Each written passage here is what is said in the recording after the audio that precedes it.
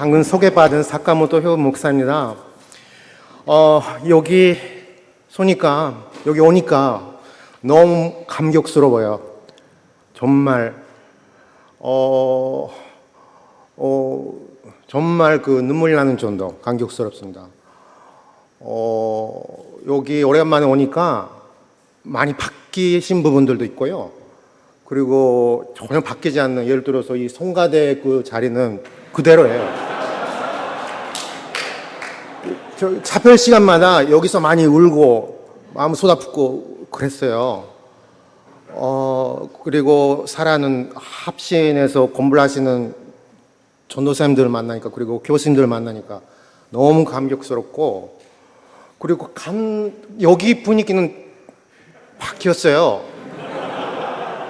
뉴 제루살렘, 새 예루살렘에 온 느낌입니다. 정상에 올라온 감격스러운 느낌. 여러분, 여기가 하나님의 나라인 거 맞죠? 제가 일본 사람인데도 이렇게 예수 그리스도 안에서 여러분을 만나고 있다. 여기 하나님의 나라잖아요. 그렇죠? 예, 너무 감사가 돼요. 저는 아까 소개받았지만 여기 제가 택해서 왔다라기보다 어쩌다가 왔어요. 이따가 말씀드리겠지만 합신이 어떤 학교인지도 모르고 왔습니다. 예. 근데 지금 제가 합신에서 공부를 했다는 게 너무너무 나이를 먹을수록 감사해요. 합신에서 공부하지 않았으면 어떻게 됐을까 내가. 네, 정말이지. 진심입니다.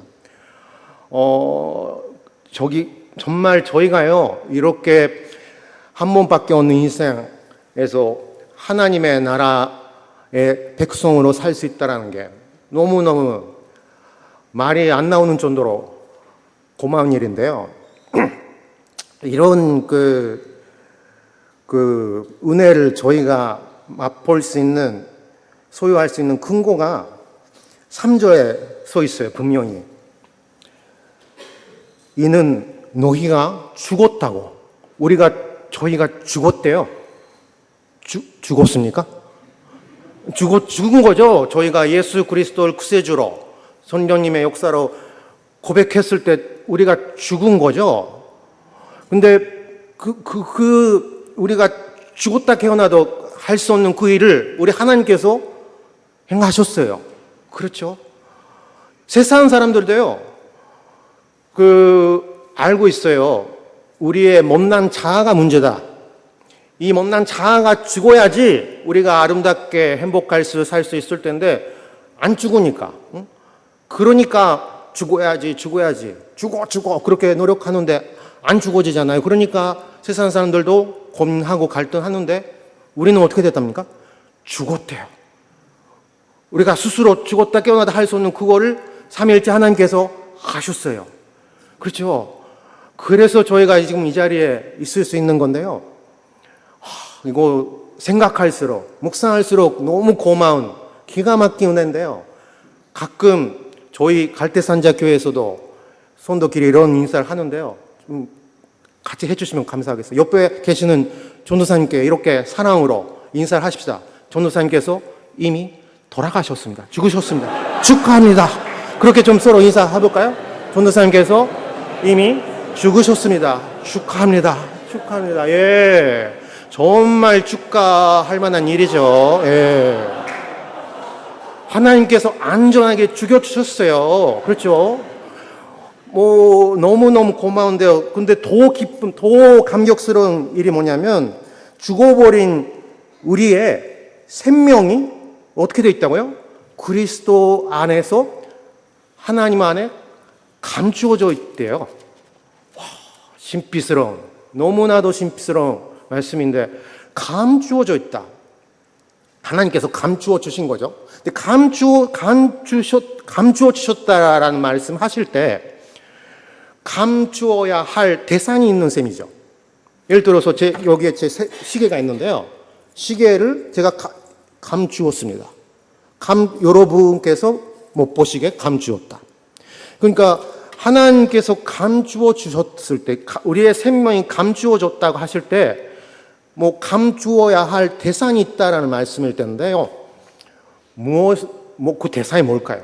어느 날 그렇게 여러분들께서도 그런 식으로 기웃대를 하실 텐데 어느 날 그렇게 묵상을 했어요. 그때 하나님께서 허락하신 해석이 이거였어요. 세상이 결코 못 보게. 다시 말해서 죄로 오염된 우리의 육이 못 보게, 결코 못 보게 우리의 생명을 감추어 주셨다라는 말씀이겠죠.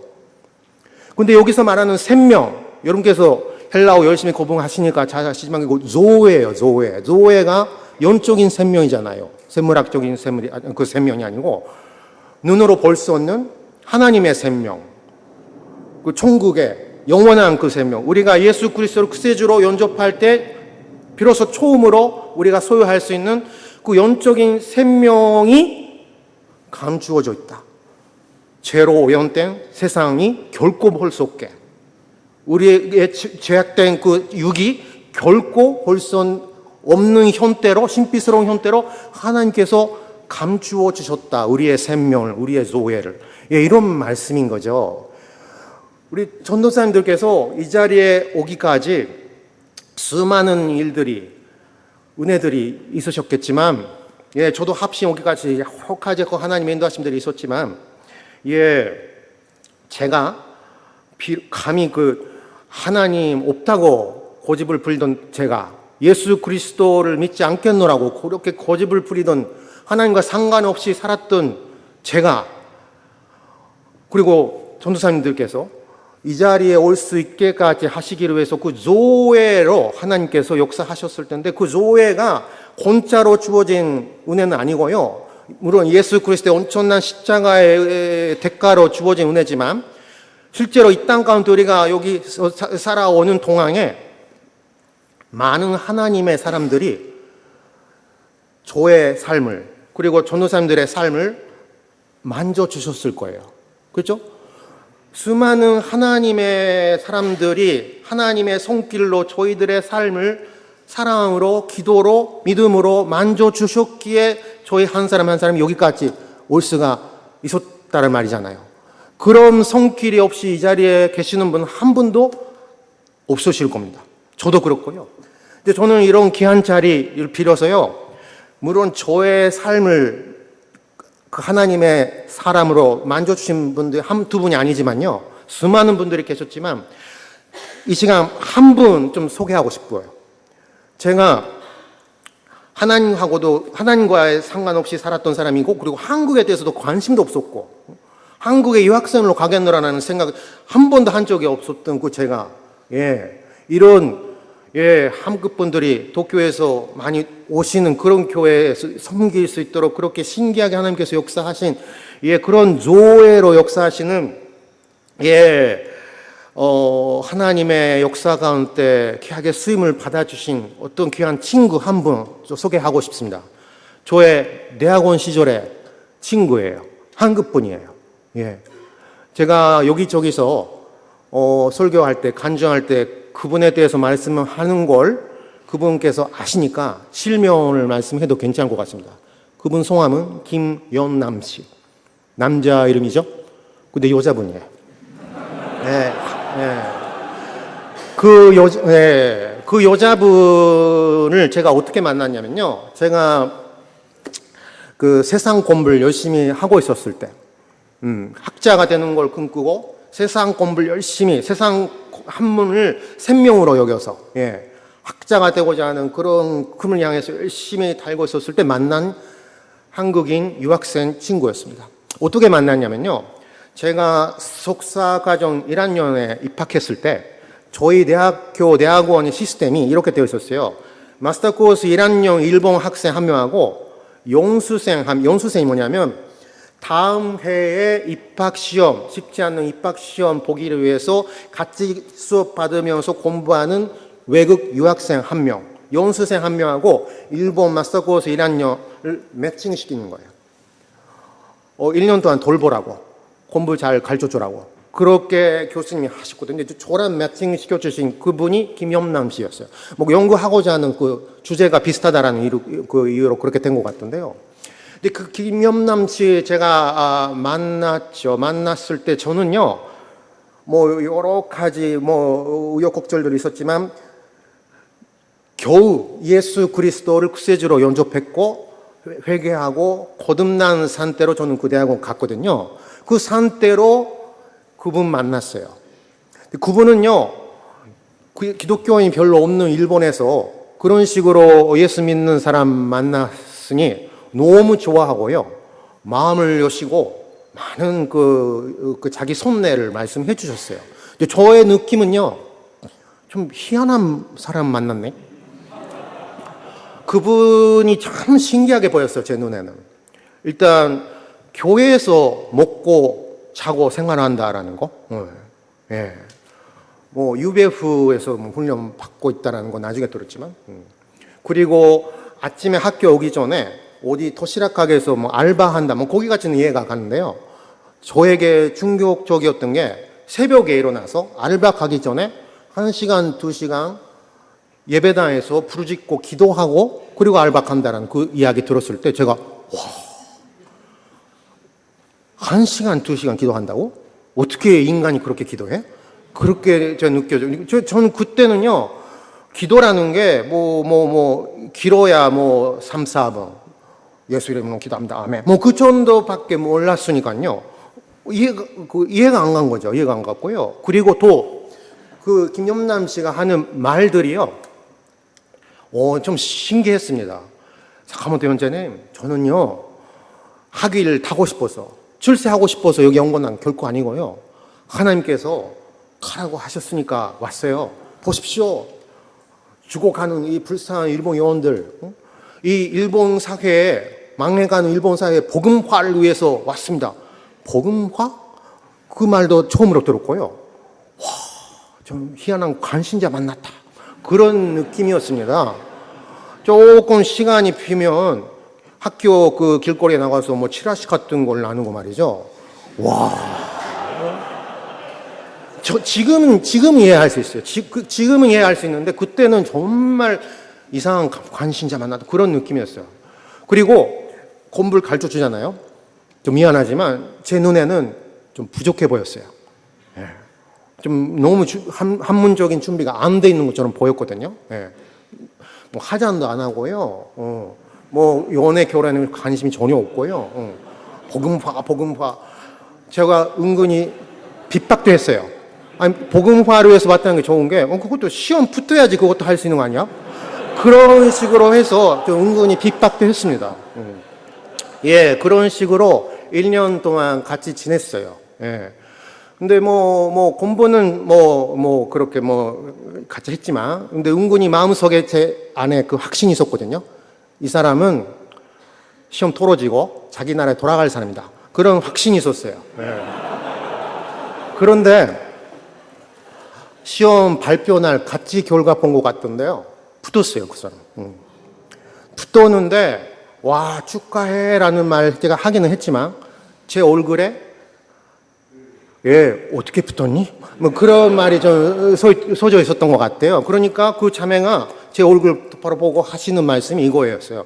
사카모토 형제님, 그동안 감사했습니다. 그리고요, 이거 형제님도 아시다시피 제 실력이 아니고 하나님의 은혜인 거예요.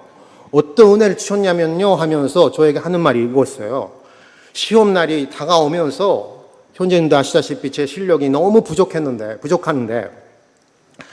으르부짖으면서 기도를 했답니다. 하나님, 제가 오고 싶어서 왔습니까? 하나님께서 가라고 하시니까 여기까지 순종해서 왔지 않았습니까? 그리고 여기 와서도 어떻게 살아왔는지 하나님께서 아시지 않습니까?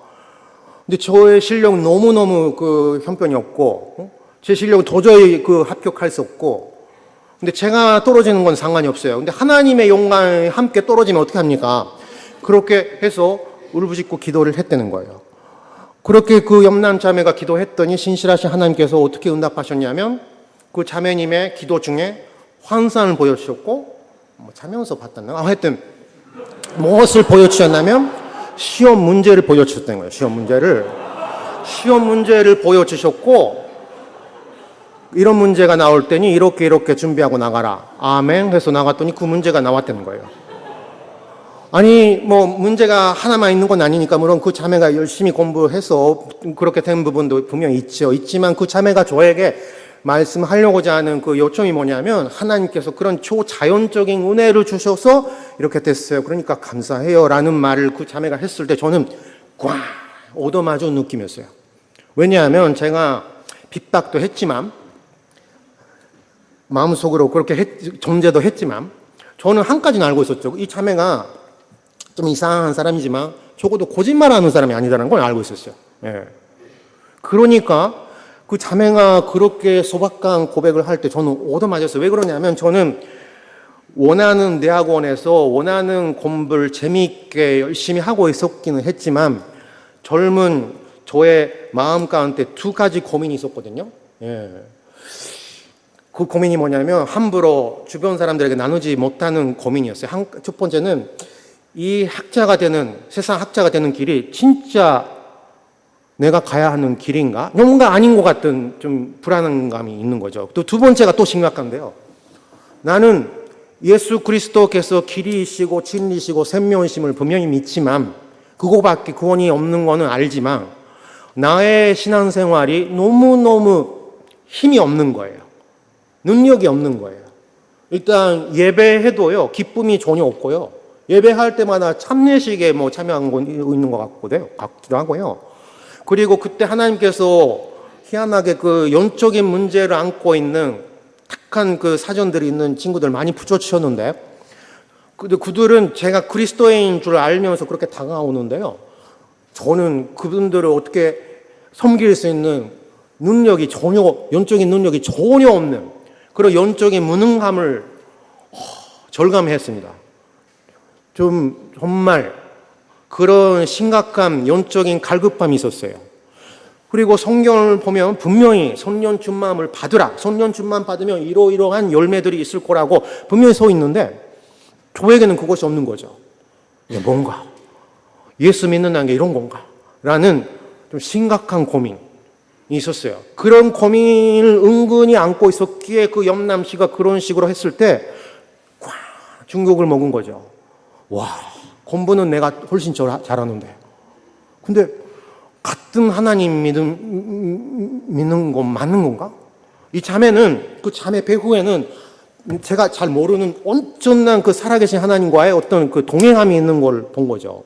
그러니까 제가 충격을 받았고, 엄청난 도전을 받았고, 그날부터 그 자매를 좀 보는 눈이 좀 바뀌었어요. 눈이 바뀌었다 해서 연애했다 그런 건 결코 아니고, 다만, 멸시하는 거 그만뒀다. 존재하는 건 그만뒀다 말이에요. 그리고 저는 그렇게 빈번히 만나는 사이는 아니었지만 엄청난 도전받고 공부도 하면서 그 성령 하나님의 그 준망하심을 그 나름대로 그 갈망하고 탐구하는 그런 걸 시작했죠.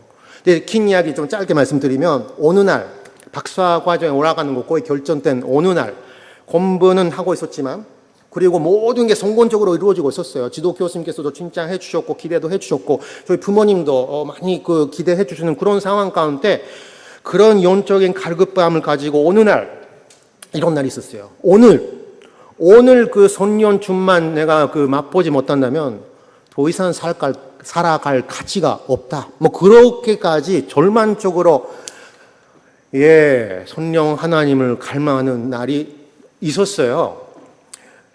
그리고 그날 제가 어디로 갔냐면 제가 다니던 대학교 앞에 어떤 한인교회가 있었어요. 거기서 어떤 부흥 집회가 있다라는 거 그 지라시로 알아가지고 쉬는 날에 좀 갔어요. 그때는 한국말 하나도 모르는 날인지라 통역을 통해서 은혜 받았지만 그날 제가 불 받았어요. 그리고 소위 말하는 선년준맘. 믿는 자는 배 속에서 센스가 간수처럼 흘러나갈 것이라는 그 요한복음 7장 35절 말씀이 제 말씀이 되었어요.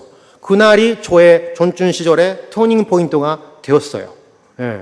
그날 이후 제가 따로 그 섬기던 교회가 있기는 있었지만 제 하숙집 가까이 있는 그 한인교회에 밤마다 갔어요. 밤마다 가서 그 성도님들과 함께 주여 그렇게 열심히 기도를 했습니다. 어느새 제가 1시간, 2시간 맨날 기도하고 있었더라고요. 그리고 성령 하나님께서 그 기도 가운데 임재하시고 말씀해 주신 거를 제가 그때 알았거든요. 그때 성령 하나님께서 저에게 뭐라고 하시냐면, 너를 목사로 만들기를 원한다. 예. 너는 일본을 떠나서 한국에 가서 훈련 받으라. 기도할 때마다 성령 하나님께서 그렇게 말씀하세요. 아멘. 눈물로 그렇게 고백하고 기도하지만 기도 잘 떠나면 말이 안 되는 거 있죠. 언어도 모르지, 아는 사람도 없지, 어떤 학교가 있는지도 모르고 어떤 교회가 있는지 전혀 모르는데, 예. 뭐 그런 시절 조금 지냈다가 어쨌든 간에 뭐 긴 이야기 짧게 말씀드리면, 일단 한국에 갈 수 있도록 하나님께서 길을 열어주셨어요. 근데 한국에 가는 준비하고 있는 어느 날에 제가 오래간만에 어쩌다가 캠퍼스 안에서 염남씨 오랜만에 만났어요. 잘 만났다. 좀 할 말이 있는데, 최근에 나의 인생 가운데 이런 일이 좀 일어나고 있어요.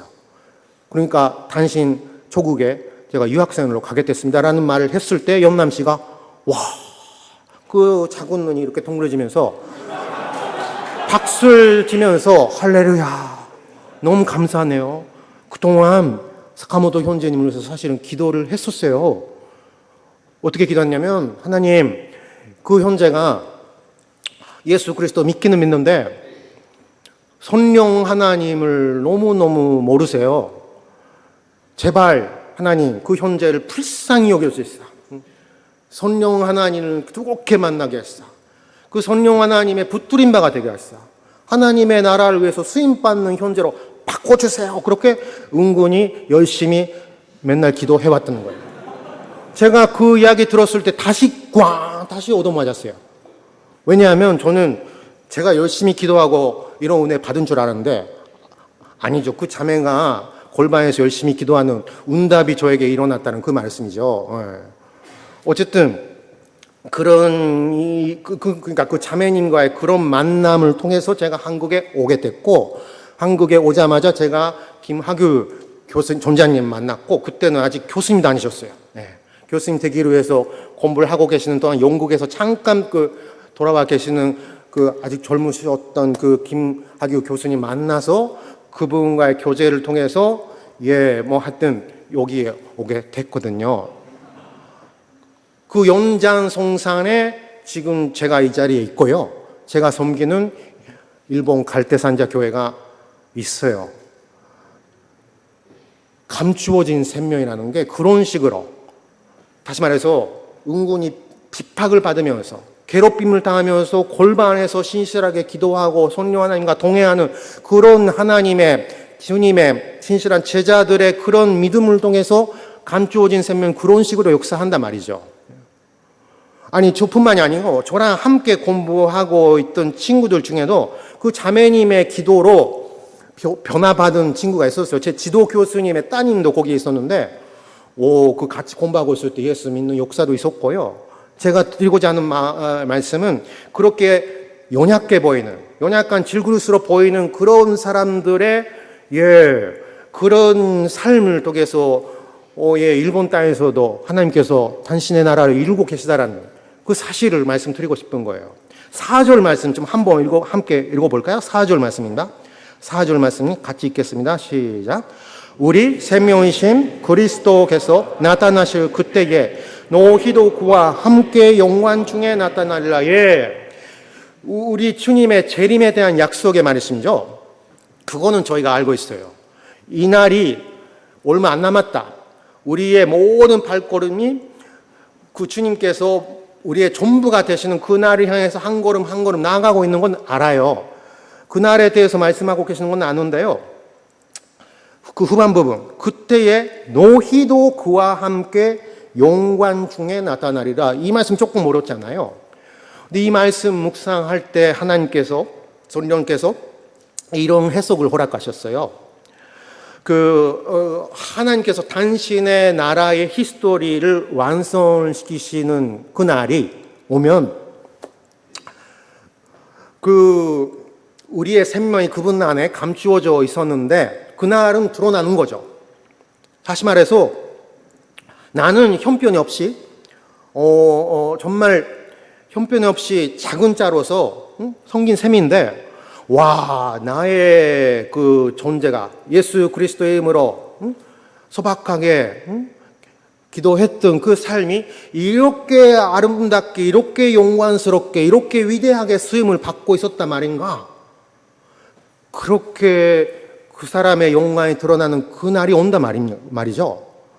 김염란 씨처럼 좀 약해 보이는, 묘시도 받고 핍박도 받으면서도 그렇게 신실하게 한 걸음 한 걸음 나아가고 있는 사람은요, 겸손한 그런 사람, 그날이 오면 와, 나의 신앙생활이 이렇게 영광스럽게 쓰임을 받고 있었단 말인가?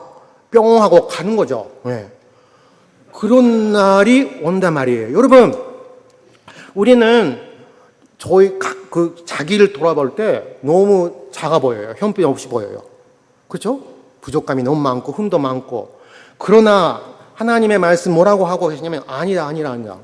네가 그렇게 형편이 없는 사람은 아니고, 그렇게 그 가벼운 존재가 결코 아니고, 그날이 오면 너의 그 산산 초월하는 날이 이루어지는 것이다.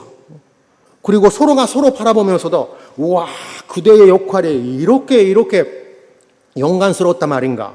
서로의 영광스러운 모습도 드러나는 거예요.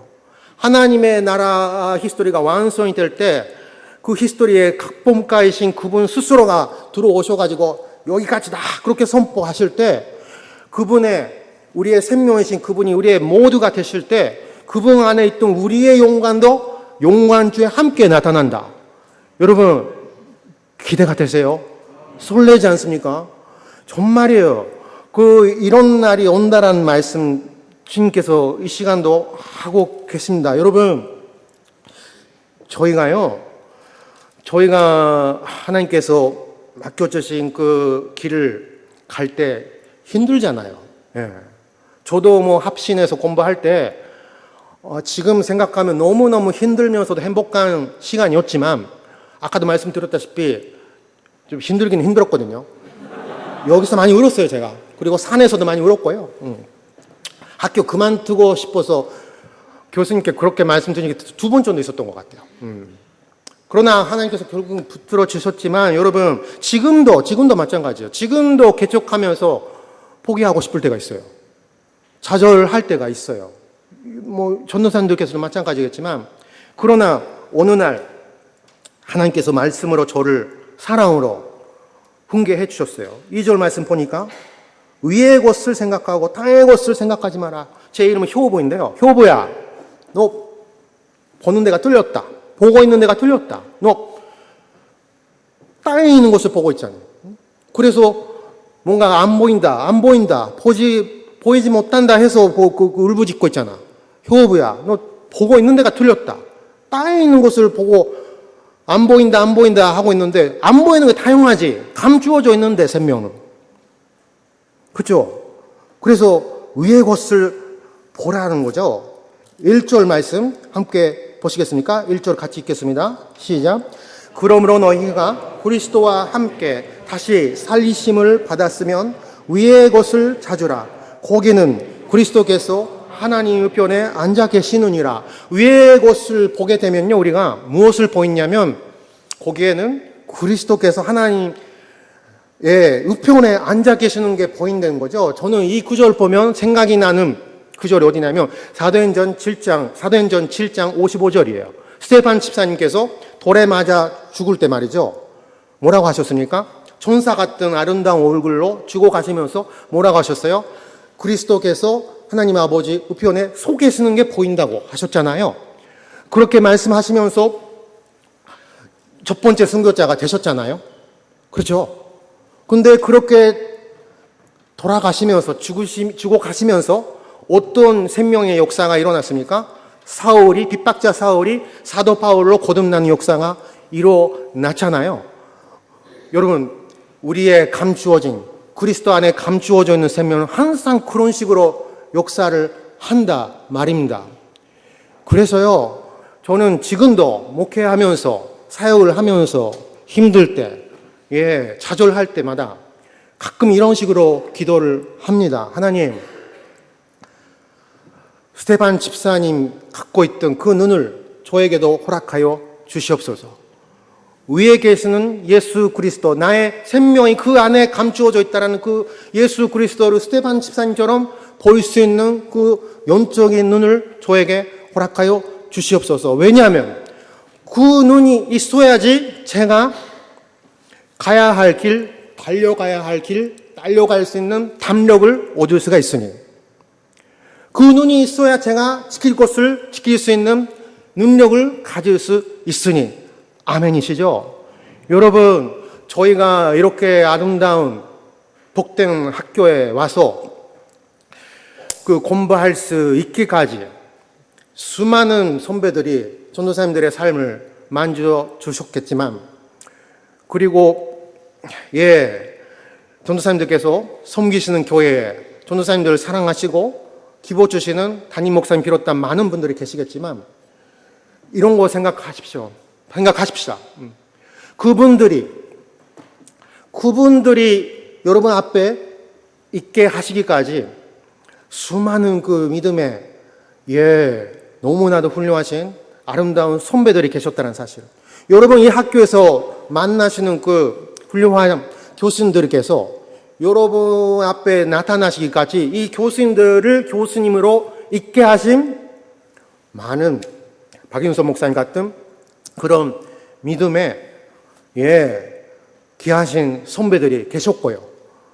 그 박윤서 목사님 같은 분이 그분 너머에는 어떤 분이 계시냐면, 그 어려웠던 시절에 목숨을 걸고 신사참배를 고부하신 그런 분들이 계셨기에 하나님의 생명이 보존이 되고 저희까지 전달이 된 거죠. 이 은혜를 생각하고요. 그리고 저희 한 사람 한 사람, 그 너무 영광스러운 그분들의 반열에 들어서게끔 불러주신 하나님의 은혜를 감사하면서 우리 함께 사십시다. 이 시대가 어려워요. 전도사님들께서 맡고 계시는 그 자리가 너무너무 어렵겠죠. 그러나 거기서 전도사님들은 한 분 한 분의 삶을 통해서, 그리고 죽음을 통해서 그 감추어져 있는 생명이 아름답게 드러나는 그날을 고대하며 다시 정상에서 여러분을 만나는 날, 저도 일본에서 고대하면서 살겠습니다. 기도할게요. 살아계신 하나님 아버지, 너무 고맙습니다. 저와 같은 죽어야 마땅한 사람이 어찌 감히 그런 선배들의 선하신 영향을 받고 여기까지 오게 하셨는지, 아버지 하나님, 말이 안 나오는 정도 너무 고마운 그 은혜에 감사하고, 아버지 하나님, 땅에 있는 것에 얽매여서 힘들어하는 삶이 아닌 아버지 하나님 위에 계시는 예수 그리스도를 똑바로 보다가 마땅히 가져야 할 그 영적인 눈을 가지다가 아버지 하나님의 상급을 아버지 함께 아버지 입는 그런 삶으로 아버지 살아가게 하여 주시옵소서. 예수 그리스도 이름으로 기도합니다. 아멘.